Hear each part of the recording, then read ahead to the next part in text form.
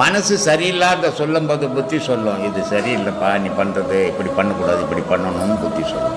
அறிவு சொல்லும், ஆமாப்பா நீ இவர் சொல்கிறது தான் சரி, நீ செய்கிறது சரியில்லைன்னு சொல்லும். ஏன்னா மனம் மட்டும் இல்லைங்க, அறிவும் சேர்ந்துக்குது, புத்தியும் சேர்ந்துக்குது.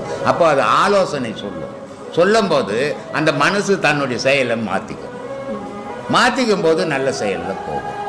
அதே மனசு நல்ல செயலை விட்டு தீய செயலுக்கு வரும். அப்போ புத்தி சொல்லும், இல்லைப்பா நீ தீய செயலுக்கு போகிற, நல்ல செயலில் இருந்த தீய செயலுக்கு வர, இல்லை நீ ஒன்றும் எனக்கு புத்தி சொல்ல வேணாம், எனக்கு தெரியும்னு போய் தீயத்தில் மாட்டிக்கும். அப்போது தீயது போனாலும் நன்மை இது போனாலும் மன முடிவே தான். இப்போது தீயதை செய்யலாமா, எதை தெரிஞ்சால் கடவுள்னு உங்கள் பேத்தி கேட்டுது. இது எது கேட்டுது?